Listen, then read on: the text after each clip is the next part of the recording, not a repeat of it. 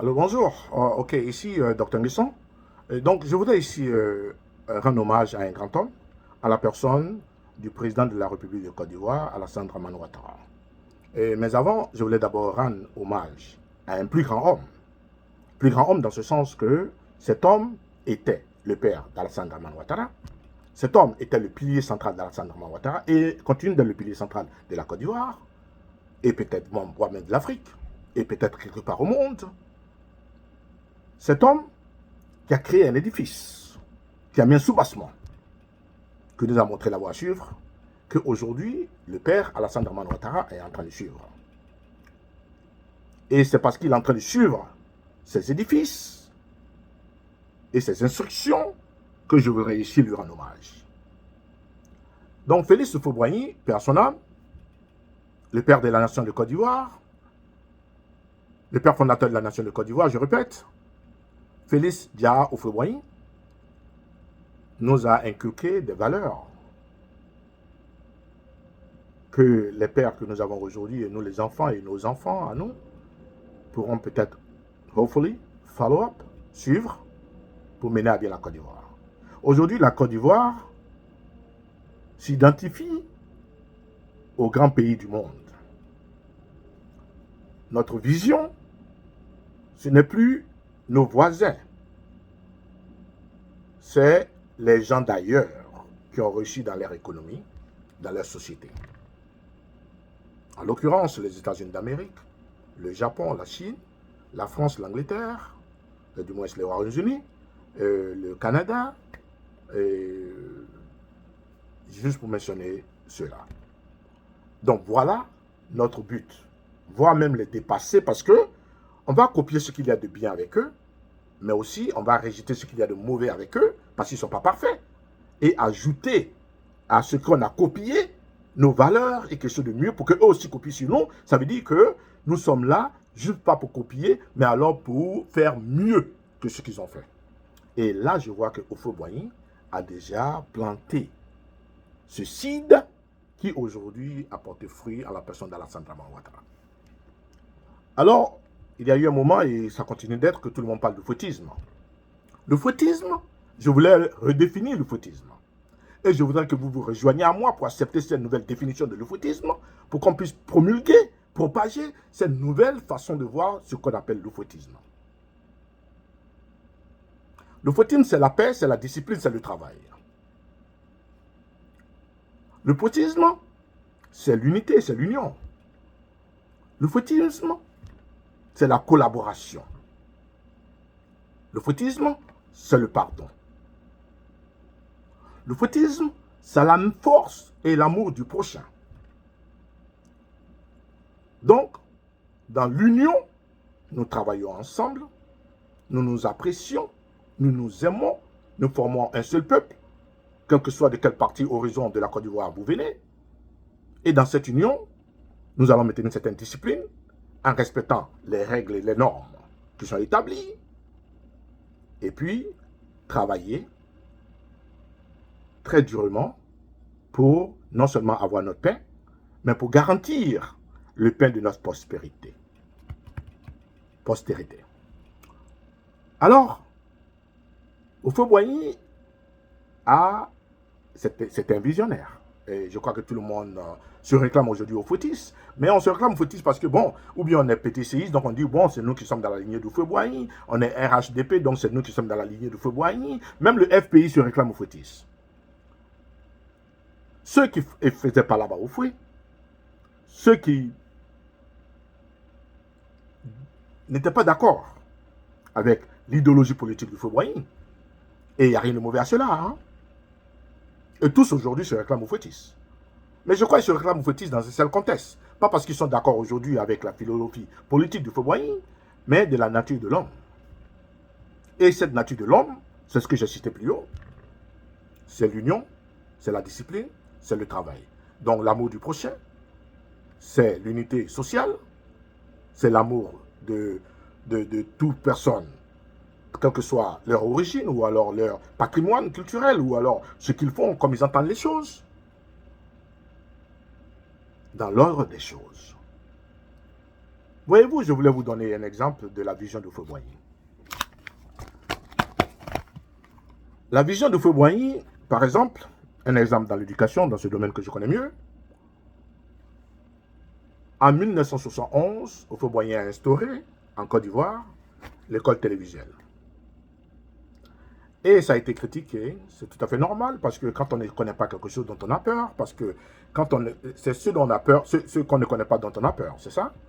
Et donc tout le monde a eu peur, les élèves télévisuels ne sont pas intelligents, ils ne vont pas aller bien à l'école, ils ne vont pas bien faire et tout et tout. Mais c'est avéré que, arrivé au collège et au lycée, les écoles télévisuelles ont démontré qu'ils étaient encore plus avancés.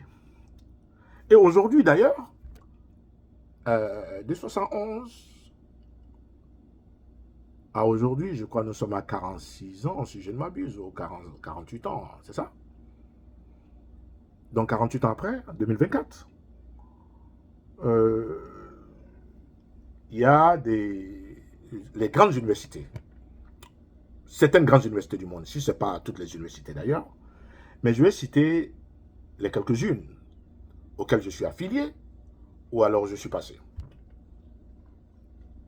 Harvard University, Columbia University, Northeastern University,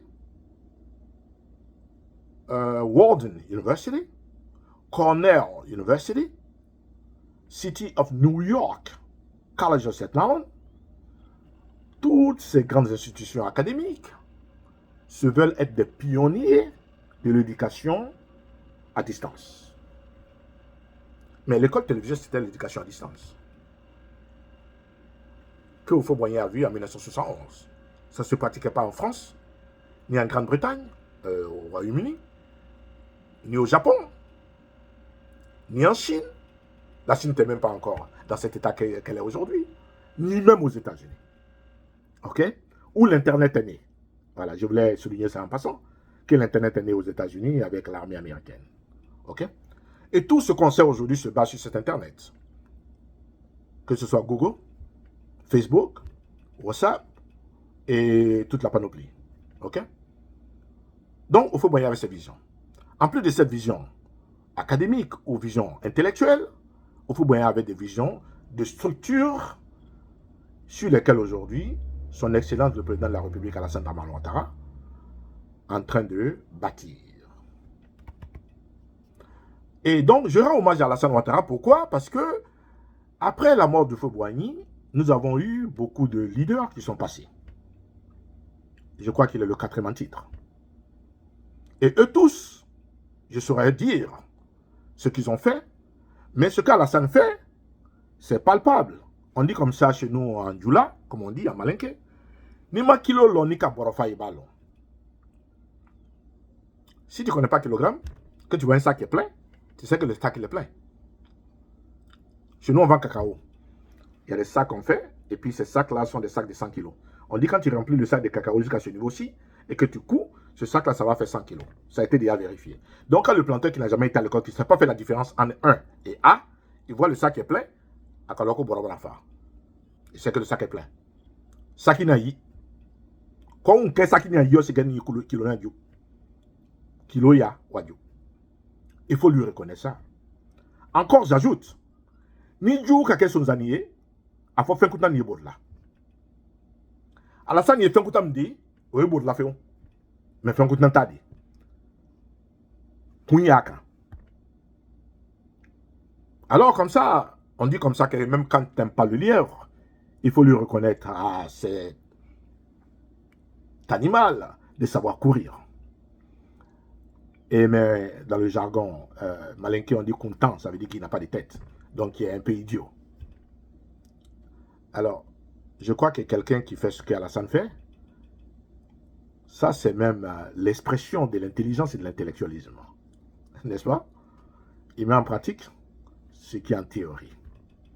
On parle d'économie, il met l'économie en pratique. Donc c'est palpable, on peut voir. On parle d'infrastructures. Toutes ces infrastructures, que ce soit l'infrastructure routière, et les ponts, la distribution en eau potable, équitablement à travers le pays, et l'expansion des sources d'énergie en Côte d'Ivoire, la salubrité, l'épanouissement des services publics, donc ma foi aussi les hôpitaux et les universités, les écoles et tout et tout. Tout ça, c'est sur la fondation Houphouët-Boigny. Houphouët-Boigny a construit une des premières universités en Afrique subsaharienne, c'est ça? Une des bonnes, les plus enviées, les plus avancées, qui aujourd'hui fait le Houphouët-Boigny, université, à Cocody. Le CHU de Cocody de Trècheville, les grands hôpitaux, dans des centres universitaires de recherche. Ok? Les MPT, les histoires à Yamoussoukro. Les grandes voies qui ont été tracées du sud au nord, que ce soit des voies ferroviaires, que ce soit des voies, des routes bitumées, des chemins de brousse, à l'instar de tous nos voisins, et même aller jusqu'en Afrique du Sud, et voire même à travers le monde, il y a pas beaucoup qui peuvent se réclamer, être aussi développé que la Côte d'Ivoire dans ce sens. Et c'est une fierté. Et Alassane Ouattara a ajouté à ça pour épanouir, pour agrandir ses faits. Il faut lui reconnaître ses faits. Parce que voyez-vous qu'il ne faudrait pas attendre que l'homme s'affaisse avant de lui dire en face que tu es bien, parce que s'il a mis quelque chose en place et qu'on apprécie et qu'on aime de ton petit profit, on doit lui garantir qu'on va continuer sur ses pas. Et c'est ce qu'il a fait avec Houphouët-Boigny. C'est ce qu'on doit faire avec lui. Je ne le connais pas, le monsieur. Je ne l'ai jamais vu, je ne l'ai jamais croisé. La seule chance que j'ai eue d'être dans ses environs, c'est en 2014, quand il est venu à l'Assemblée Générale des Nations Unies, à New York, et qu'il a bien voulu recevoir la diaspora, ou bien alors les habitants de New York, à Borough College. Et j'ai été dans la salle aussi. De très loin d'ailleurs. Et je l'ai vu comme ça, face à face, et c'est arrêté là jusqu'à aujourd'hui. Mais 2024, 2014, 2024, c'est 10 ans. Et 10 ans, je crois que je peux faire un bilan personnel. Et ce bilan, c'est par rapport à moi, les réalités que j'ai vécues. Donc, c'est des trucs qu'on ne m'a pas dit, mais des réalités que j'ai vécues. Quelques exemples. En 2012, du moins 2010, je vais en vacances en Côte d'Ivoire. Et je vous rappelle que la dernière fois que j'étais en Côte d'Ivoire, c'était en 1993. Et après ça, c'est en 2010 que j'y suis arrivé. Donc, 17 ans après. Et la Côte d'Ivoire avait régressé de peut-être 20 ans en 2010. Je parle de la Côte d'Ivoire, je ne parle pas seulement d'Abidjan. Mais je commence par Abidjan. J'avais besoin de petites coupures. 2 millions de francs CFA, besoin de petites coupures. Les coupures, c'était 10 000, 5 000. Donc, je voulais faire des petites coupures de 1000 francs, de 2500. À l'époque, il y en avait un billet de 2500 et de 500 francs. Comme ça, bon, on peut partager avec toute la famille et tous les gens qu'on croise. C'est ça? Malheureusement, je suis passé par pratiquement 4 banques au plateau, à Abidjan. Aucune de ces banques n'avait de petites coupures. Les banques qui m'ont conseillé, et ça c'est après que je sois passé dans quelques boutiques, des grandes boutiques de la surface, qui ne pouvaient pas, ils m'ont dit d'aller à la banque ne pouvait pas. La banque, une des banques, et c'est pas une des banques, 3 banques m'ont suggéré, ok, viens le dimanche, dans telle rue du plateau, il y a des jeunes gens qui sont là, qui font la monnaie. Et éventuellement, dans cette rue-là qui passe devant cinéma Le Paris, ou alors Nostalgie, et qui va à la Pyramide, c'est une colline, là, dans la descente. Les jeunes gens, ce dimanche, où je suis passé, étaient pas alignés dehors, mais très souvent dans les couloirs, et quand on a besoin, les amis les appelaient, et ils sortaient.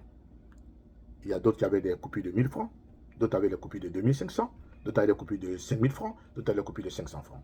Et voilà comment ces jeunes gens m'ont aidé à avoir les coupures de petites coupures. Ce que nous on appelle monnaie. C'est ça? Donc il n'y avait pas de monnaie. C'est avec que j'ai trouvé la monnaie. Ces jeunes gens à qui, avec curiosité, je demandais, mais vous travaillez à la banque? Non, je ne travaille pas à la banque. Oh, vous êtes, qu'est-ce que vous faites?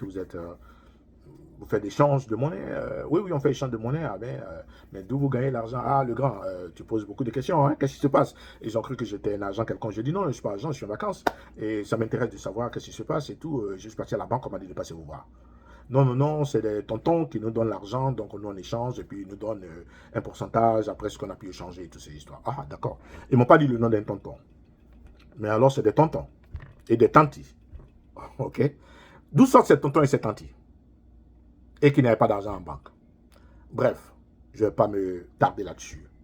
Mais ça démontre ce qu'on appelle un failed state. Parce que quand le système bancaire collapse, il n'y a plus de surplus économique. Vous voyez que la Banque centrale met dehors le nombre de currency, d'argent qui doit circuler par semestre ou par an ou quelque chose dans le genre. Et en fonction de ça, les différentes coupures et les différents jetons. Et les banques distribuent ça à leurs clients. Leurs clients qui sont des hommes d'affaires, qui sont des activités commerciales et tout, qui envoient et qui font des activités que les ordinaires comme nous peuvent avoir pour acheter de la loco, du pain ou alors quelque chose dans le genre. C'est ça? Ok. Pour partager avec la famille. Et donc, il n'y avait pas de système bancaire qui était en bonne et due forme. C'est un autre débat. Alors, une autre situation. Le boulevard Nangui-Abrogwa, ça commence, je crois, au carrefour de la Ranne, à l'époque dont je me rappelle. Carrefour de la Ranne qui partait à l'époque à Tekoubé, la Ranne, et puis Cinéma Royal de l'autre côté à Bracody, à Brasse du moins, et puis Bracody de l'autre côté. Et quand ça passe là, ça continue jusqu'au Camp Gallieni. C'est ça? En passant devant le Grand Marché. Alors, on partait au Grand Marché en venant de Cocody. Normalement, tu viens, tu passes par l'Indénier, et puis tu vas directement au marché. Hein. On ne pouvait pas rentrer parce qu'il y avait de l'immondice de ce carrefour là, Saint-Michel, si je m'abuse, jusqu'à la Grande Mosquée, donc au carrefour de la Ranne. Les bus ne pouvaient plus y passer, les usagers ne pouvaient plus y passer, seulement qu'à pied dans la boue noire. Et donc, on a été obligé de passer par le commandement supérieur, par, je crois, c'est vers l'église Saint-Paul, allez-y vers où il y a les tours B, tournez de l'autre côté pour venir vers le camp militaire Gallieni, parquez quelque part là-bas derrière, je crois, c'est la librairie ou le musée, quelque chose comme ça, et avant de pouvoir marcher à une distance de peut-être 1 kilomètre, si je m'abuse, pour aller dans le marché pour faire des achats, et encore comment? En marchant sur la pointe des pieds pour ne pas se salir. Ça, c'est deux observations personnelles. Hein. Mon ami et moi, nous devrions aller dans son village, à Bondoukou, Bondoukouville. Ça nous a pris près de 5 heures pour arriver à Bondoukou d'Abidjan. Et il m'a dit, normalement, c'est une affaire de 3 heures de route. Les nids de poules étaient aussi grands, et profondeur peut-être la moitié d'1 mètre, ou au minimum 30 cm, et qu'il fallait les esquiver. Les goudrons étaient un peu sporadiques, ok? Et donc, on a fait tous ces efforts-là pour aller, et il m'a dit qu'on avait eu la chance qu'il n'a pas plu ce jour. Pour aller à Daoukro, on passait par Kotobi, au carrefour de Bongouanou, pour partir, et en ce moment aussi, cette route était encore aussi détruite. Et que même, il y avait, d'après ce qu'on racontait, des coupeurs de route, donc des bandits notoires, qui s'y arrêtaient, et comme on ne pouvait pas partir en force, qui allaient vous arrêter à coups de machette, et vous arracher, vous dépouiller. Donc on passait par la même route là qui passait pour aller à Bengourou, ou bien à Bondoukou du moins, pour tourner pour aller à Ara, avant de sortir sur la route pour rattraper l'autre route qui va à Daoukro, derrière Kotobi. Ça fait 3. Alors, parler de pluie et de nid de poule. À Abidjan, à Bobo, Carrefour Saint-Joseph, vous avancez un peu, on rentre à la Sojefia ou Sikoji, je ne sais plus trop. À l'époque, là, il y avait un camp de gendarmerie. C'est ça? Donc, là, ça va à Niama, à Vocatier, et là, ça va dans le quartier de, je crois, vers où il y a le cinéma Étoile à l'époque. Et le frère que je partais voir habitait de l'autre côté, derrière le cinéma Étoile. Mais la route qui partait, on ne pouvait pas la pratiquer parce que ce jour, il n'avait plu. Les nids de poules étaient aussi grands, l'autre après l'autre, dans ces endroits-là, comme si vous jouiez du damier. OK? Et puis, on a attendu. Finalement, on a laissé tomber, garer la voiture et prendre des sachets qu'on nous avait conseillé plus tôt, d'ailleurs, de porter et attacher pour fermer nos chaussures afin de les protéger. Pour arriver chez mon frère. Et au retour, on a fait la même chose pour venir dans la voiture. 2010. Et en 93, toutes ces routes étaient praticables, tout ce que j'ai mentionné tout à l'heure. Tout est praticable, fluidité, et tout. OK? D'Abidjan jusqu'à Lagos, c'était bitumé. Abidjan, Lagos. Ce n'est pas la Côte d'Ivoire qui a bitumé tout. Mais de la Côte d'Ivoire à Noé, tout était bitumé. De Abidjan jusqu'à tous les bleus, Bloléquin, tout était goudronné, jusqu'à la frontière du Libéria. Je l'ai fait, c'est pourquoi j'ai dit. Parce que je suis parti au Libéria en 92. OK? Où il y a eu la Coupe du Monde, c'est ça? Et je suis parti au Libéria, je suis sorti du Libéria juste après quelques jours, il y a eu la guerre, qui a fait beaucoup de pertes malheureusement. Jusqu'à Monrovia que je suis parti. Mais à partir de la frontière de Côte d'Ivoire, Monrovia, jusqu'à de là, jusqu'à on appelle Totan, de Totan jusqu'à Monrovia, tout était des routes, des pistes. OK? Comme chez nous, on va au champ, les pistes qu'il y a. Ça faisait la différence de la Côte d'Ivoire.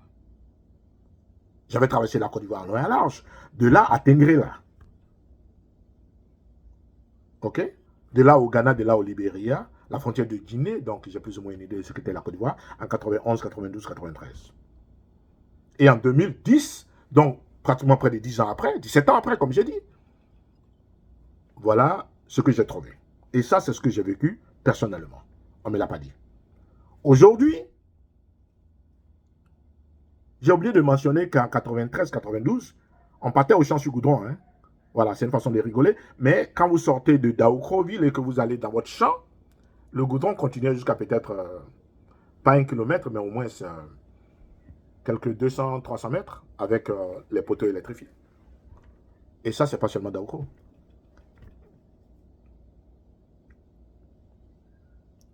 Cinq ans après l'indépendance en Côte d'Ivoire, il y avait des hôpitaux dans toutes les petites villes, les petits villages. Il y avait l'électricité, il y avait de l'eau courante, de l'eau potable, les robinets, pour ceux qui pouvaient se permettre. Toutes ces infrastructures étaient quasi inexistantes, délabrées, dédommagées, endommagées en 2010. Ça, c'est des faits palpables. Je parie qu'il y a des vidéos dans des archives qu'on peut voir. Aujourd'hui, la fluidité, les infrastructures nouvelles, Alassane Dramane Ouattara. L'eau potable partout dans tous les villages, Alassane Dramane Ouattara. L'électrification étendue à des villages un peu lointains, Alassane Dramane Ouattara. Voire même qu'aujourd'hui, on peut être dans un petit champ, parce que moi j'ai des champs, dans mes champs, mais comment on appelle les gens bon, il y a un nouveau nom pour les frères, les amis qui aident. Un aide de camp, ou non, je ne voulais pas utiliser aide de camp, ça c'est un peu trop militaire. Les techniciens d'appui. Les techniciens d'appui, quand je les appelle, ils sont au champ en train de travailler et ils prennent leur téléphone pour me parler sur WhatsApp. Ça, c'est une autre infrastructure dont on ne parle pas beaucoup. L'accès à l'Internet. J'appelle ici, enfin, ce n'est pas gratuit, mais c'est à moindre coût que les gens là-bas peuvent me laisser un message vocal. Écoute, papa, telle chose, on a besoin de temps, ou telle personne est malade, ou il y a telle chose, les enfants vont à l'école, et ceci, cela. Écoutez ici, Alassane Dramane Ouattara n'est pas parfait, il ne sera jamais parfait. Même Houphouët n'était pas parfait. Mais je crois qu'il faut lui reconnaître à l'homme sa grandeur. Il faut lui reconnaître sa grandeur. Parce que ce n'est pas tout le monde qui est capable de prendre quelque chose de détruit et de reconstruire, non seulement de reconstruire pour ajouter là-dessus. Je prends l'instar ici aux États-Unis des démocrates, par exemple. Et ça, ce n'est pas pour faire l'éloge des démocrates, mais il s'est avéré que les gens qui ont fait ces efforts étaient des démocrates. En 1929-30, aux États-Unis, il y a eu ce qu'on appelle le Dust Bowl, donc il y a eu le Great Depression. Et le président qui a pris le dessus en 30 s'appelait FDR, Delano Roosevelt. Celui-là qui a fait remonter l'économie, après qu'il y a eu beaucoup de dégâts, c'est des histoires que vous pouvez regarder. Vous appelez Great Depression aux États-Unis et vous allez voir les détails. Et il s'est avéré qu'il était démocrate, ok? Donc c'est pourquoi j'ai mentionné ça. Encore pas trop loin dans l'histoire, le papa Bush avait fondu l'économie. Bill Clinton est revenu relever cette économie. Non seulement révéler cette économie, mais dans l'histoire des États-Unis, c'est la première fois qu'il y a eu un surplus du GDP. Ah, même pas du GDP, il y a eu des dettes éventuellement, donc au-delà des dettes, donc il y avait un plus. Après avoir payé toutes les dettes, il y avait un plus, un surplus. Encore, ça s'est répété, après l'enfant Bush, Obama est revenu avec les incentives économiques revenir encore, sortir le pays de ce qui allait être encore un Great Depression, dans une grande récession, pour remener le pays encore à un niveau bien. Cet engagement, il faut les reconnaître aux gens. C'est le même patrimoine, c'est les mêmes moyens. Mais c'est une question de gestion. Alors, on enseigne en économie, qu'on appelle Economy 101. Economics is the study of the distribution of the scarce resources. L'économie, c'est l'étude de la distribution des denrées rares. Rien ne sera jamais suffisant. Mais quand vous avez la connaissance de la gestion et que vous entourez de bonnes personnes pour vous aider à gérer, les mêmes fonds peuvent faire différents travaux. La Côte d'Ivoire n'a pas changé. C'est le même patrimoine ivoirien. Encore sous Houphouët-Boigny, nous avons connu ce qu'on appelle la dévaluation, le prix du cacao qui était en baisse, le prix des denrées premières qui est en baisse. Mais avec ça, Houphouët-Boigny a maintenu et a fait ce qu'il pouvait faire. Souvent, il injectait son propre argent. D'aucuns me demanderont, mais où est-ce qu'il a enlevé son propre argent? Houphouët-Boigny lui-même l'a dit, on le dit comme ça en baoulé. C'est moi pour les gâteaux bénis, non. La personne qui décortique comment on dit ça, l'arachide, on ne regarde pas dans sa bouche.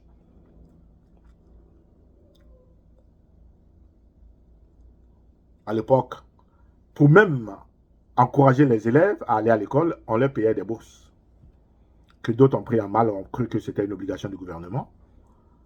Pendant que c'est ce qu'on appelle courtesy, courtoisie, incentive, pour vous encourager à aller à l'école. Et ça crée encore des histoires pour amener des gens à créer ce que j'appelle ici des générations sacrifiées. Ça, c'est des générations sous les mouvements estudiantins qui ont créé les moments où c'est les élèves, les étudiants qui décidaient qui allait à l'école, qui n'allait pas à l'école, qui était professeur sur l'université, qui était le recteur de l'université. Ça a causé que même dans les fins fonds de Côte d'Ivoire, les élèves refusaient d'aller à l'école. Ils choisissaient quand ils partaient en vacances, quand ils revenaient des vacances. Qui était l'instituteur? Ils frappaient même l'instituteur. À telle enseigne que les instituteurs refusaient d'aller enseigner dans ces écoles. Les professeurs refusaient d'aller sur le campus. Pourquoi? Parce que c'est les élèves qui faisaient la loi. Donc il n'y avait pas encore de gouvernement, ce qu'on appelle fair state, comme dans le cas de l'argent. C'est des réalités. Ces gens qui ont vécu ce moment de moi 92 jusqu'en 2010 sont des générations sacrifiées. Leurs enfants et petits-enfants sont devenus ce que vous appelez microbes, ou alors des enfants, comment il a dit le président, en conflit avec la société, qui aujourd'hui, par ma foi, et il a fait un effort pour les réinsérer. Il faut lui reconnaître ça, ce grand homme qui est Alassane Dramane Ouattara. Il a pris ce qui est cassé, il n'a pas seulement soudé, mais il l'a rendu encore plus dur. On est fiers aujourd'hui de dire qu'on est ivoirien, comme on était fiers de dire qu'on était ivoirien quand Houphouët-Boigny vivait. À l'époque, pour se reconnaître ivoirien à travers le monde, il fallait mentionner Didier Drogba, et qui a, de passage, je lui tire mon chapeau. Ou bien alors Aouré, des grandes dames qui fait la course pour nous, ou le jeune Méité qui est parti gagner la coupe. Et aujourd'hui,